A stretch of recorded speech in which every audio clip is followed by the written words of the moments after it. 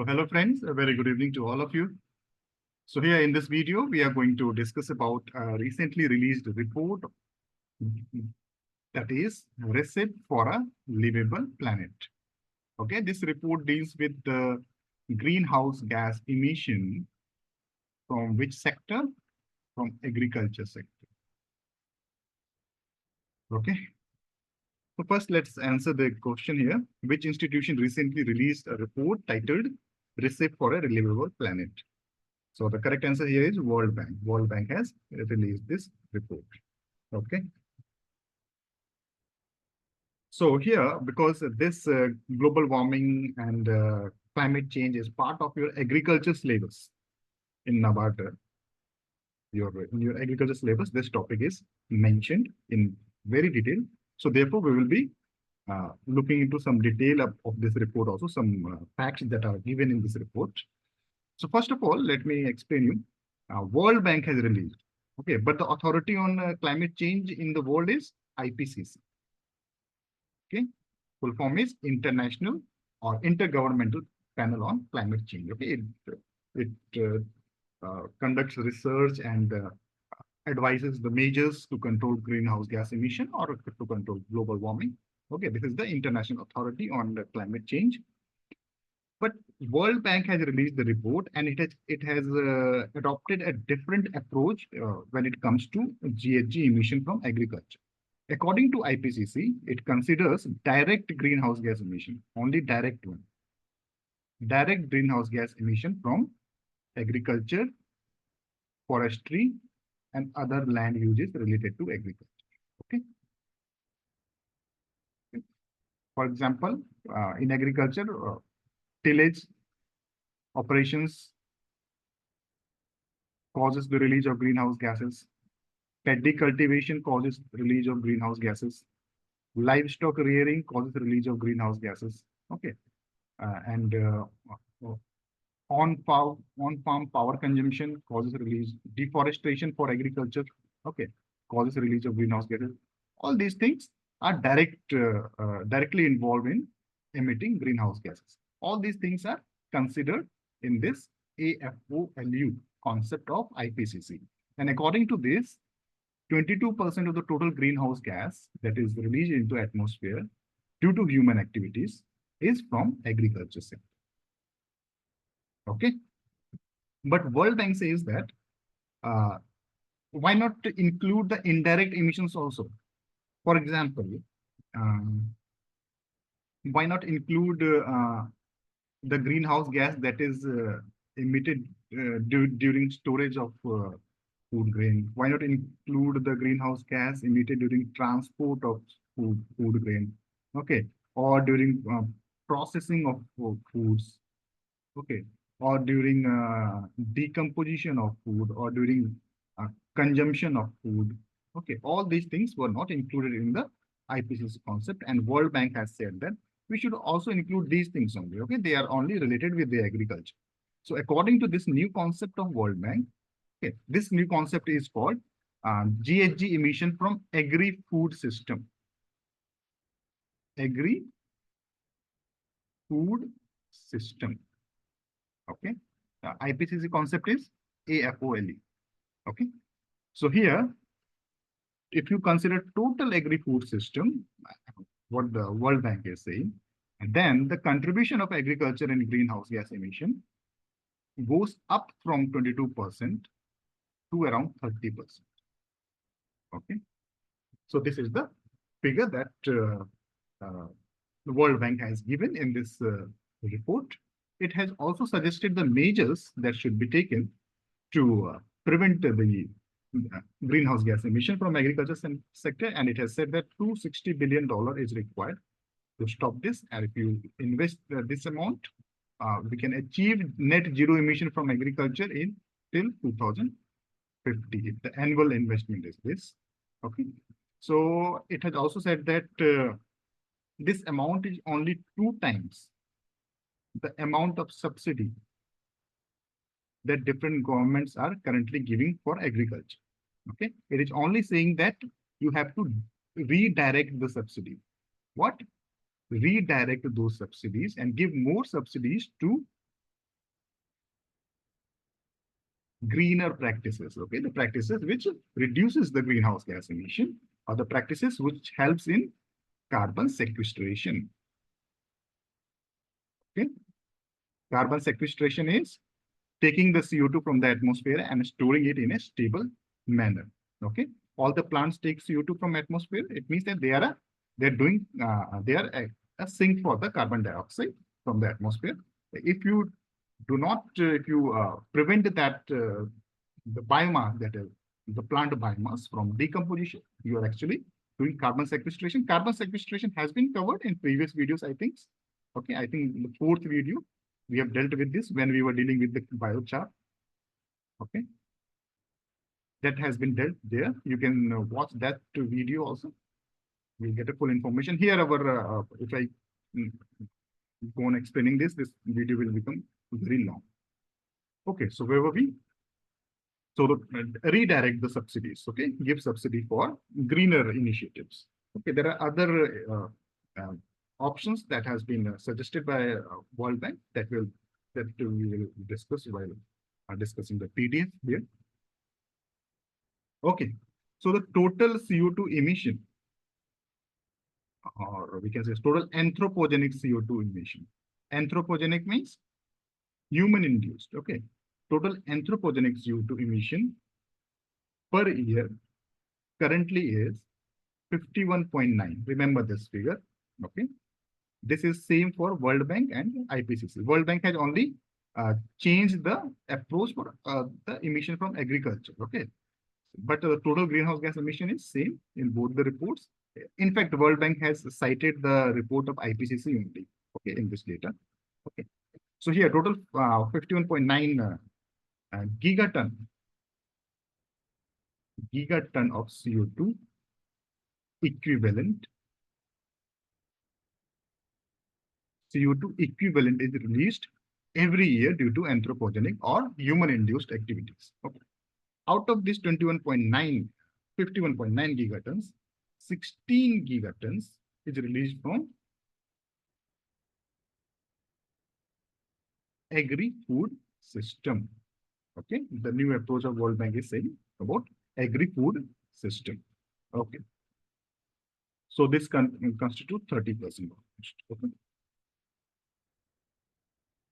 Okay, so now why this term CO2 equivalent is used here? Let's try to understand.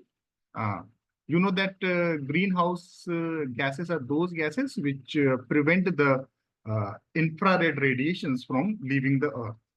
Okay, so there are many greenhouse gases in atmosphere. The most prominent one is CO2. Okay, others are methane, nitrous oxide, fluorinated compounds. Fluorinated compounds are those gases that are released, that are used in our refrigerators or air conditioners. Okay, they contain fluorine. Example of this is chlorofluorocarbon. Okay, so here CO2 is not the only greenhouse gas. These are also there, but overall, when we talk about total greenhouse gas emission, we take into account the ability of these gases in causing global warming in relation to CO2.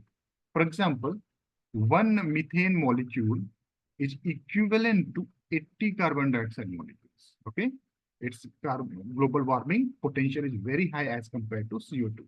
So if there is one molecule of 1 gram of methane is there in, or 1 gigaton of methane is there in atmosphere, we will take this 80 gigaton of CO2 equivalent. Okay, so likewise, CO2 equivalent takes into account all the greenhouse gases in the atmosphere. Okay, so is there any other greenhouse gas in the atmosphere? Yes, it is there. If you talk about only greenhouse gas, then water vapor is also a greenhouse gas. But because water vapor is not anthropogenic in nature, it is naturally present in the atmosphere. So we don't take into account the contribution of water vapor. We only take into account the contribution of these gases which are released due to human activity. So water vapor, in fact, if you take everything into account, water vapor, in fact, contribute total 50% of the global warming. Okay, it traps 50% of the greenhouse or 50% of the infrared radiation that is going out of the planet. But that is not, because two-thirds of our Earth is ocean, and during the daytime, during when the heat or the electromagnetic radiation strikes the water heats up and water vapor is released into the atmosphere. Okay, but this water vapor is highly essential for our living. Just consider a scenario where there is no water vapor in the atmosphere. What will happen? All the infrared radiations will leave the Earth at night. Okay, what then? We will go into the ice age at the night, and in the morning, there will be high temperature, and at the night there will be lower temperature. In fact, the temperature in the night may go minus 18 degree at night in the absence of water vapor or other greenhouse gases. So water vapor contributes to 50% of the 50% trapping of the infrared radiation is due to water vapor present in the air. But this is essential, and it is not due to anthropogenic activities. So we don't, when we are talking about global warming, we do not include. But in your question, if it is there, the question is asked in a manner that it is asking you the highest amount of the radiation that is trapped by which gas, then water vapor is the answer for that. In fact, any heteroatomic molecule or heteroatomic gas in particular present in the atmosphere is a greenhouse gas. Okay, all the heteroatomic gases are greenhouse gas. N2O, NO, SO2, N2. N2 is not a greenhouse gas because it is not heteroatomic. Heteroatomic means a gas which is made of two different types of atoms. N2O, nitrogen and oxygen is there. Okay. SO2, sulfur and oxygen is there. Nitrogen, only one kind of element, that is nitrogen is there, so it's not a greenhouse gas. Oxygen is not a greenhouse gas.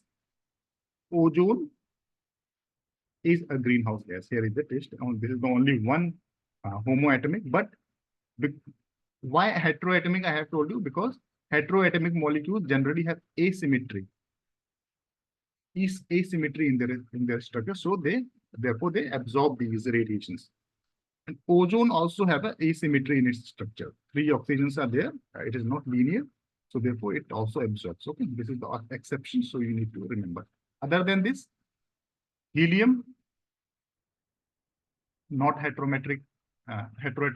Argon gas is not heteroatomic, so it is not a greenhouse gas. Okay, any gas that is made up of two different types of atom, that is greenhouse gas.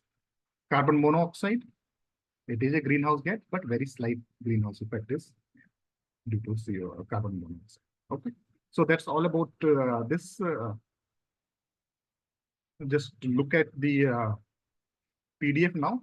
What are other informations are there in this report? So here you can see this is the first comprehensive global roadmap for mitigation of agri-food systems contribution. Okay, first such report. Okay, it brings the concept of agri-food system. This concept is being adopted by Food and Agriculture Organization also. Okay. Now, these are the things which you can write in your essays.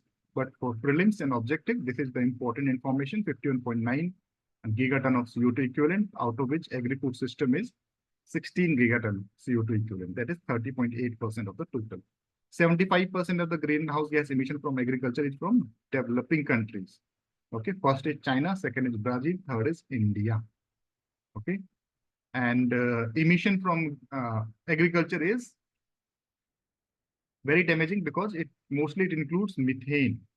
Okay, in an FAO report, Food and Agriculture report, I think in the month of February only, Food and Agriculture Organization has said that out of the total methane emission in the world, 32% of the methane emission is from only livestock sector. Okay, animals. Okay, so this methane is one of the major greenhouse gas that is being emitted from agriculture, and you know that global warming potential of methane is very high. All these global warming potential, radiative forcing, all this we will be discussing in detail when we will be discussing this topic in your agriculture segment. Okay, there we will be discussing in detail.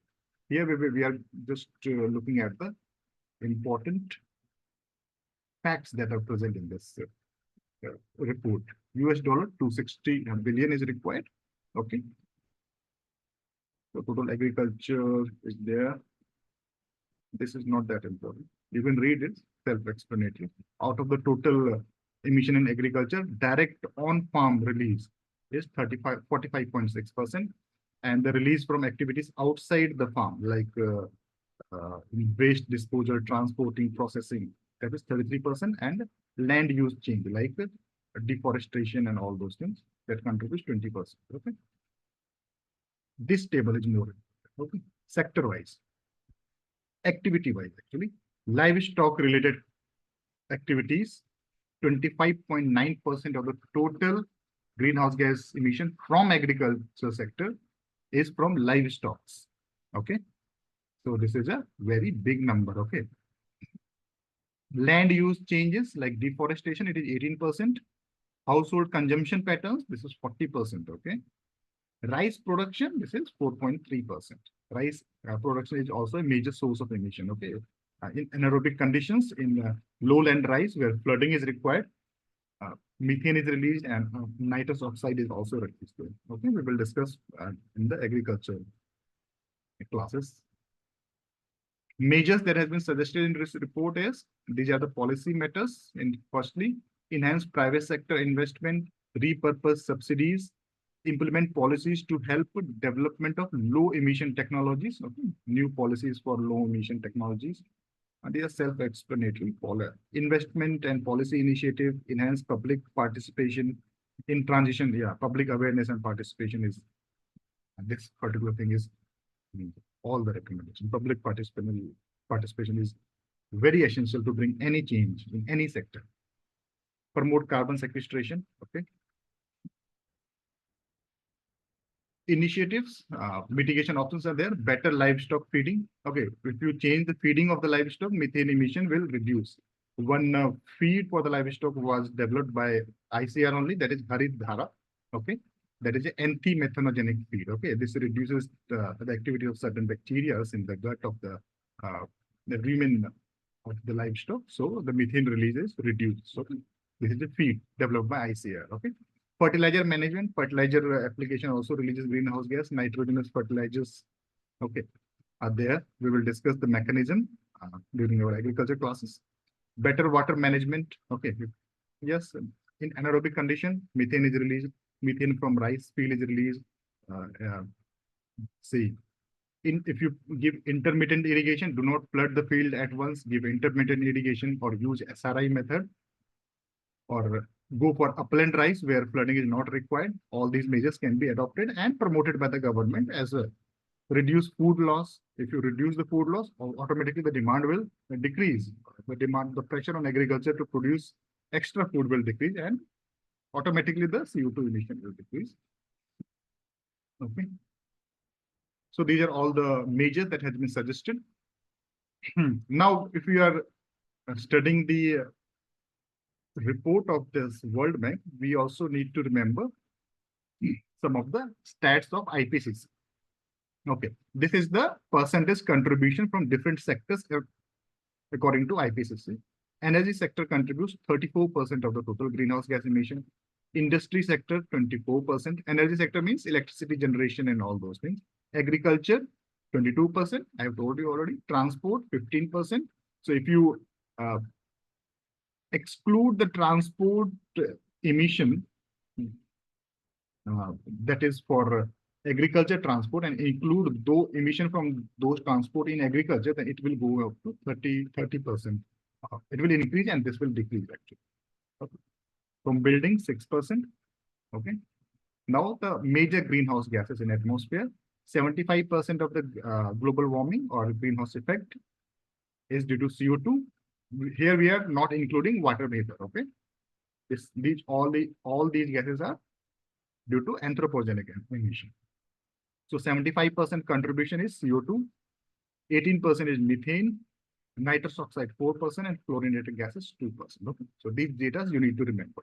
In fact, sometimes they may also ask the total CO2 that is released in the atmosphere. Okay, that is 44.6 gigaton carbon dioxide. Only CO2 will be asked, but percentage also only CO2 is asked, or they may ask you in decreasing order or increasing order.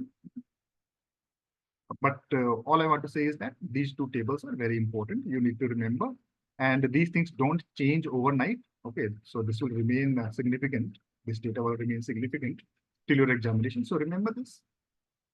Okay. So that's all for this video. Very soon we will meet with the 14th video. There we will discuss some other new topics. So thank you for your patience listening. I'm ending this video now.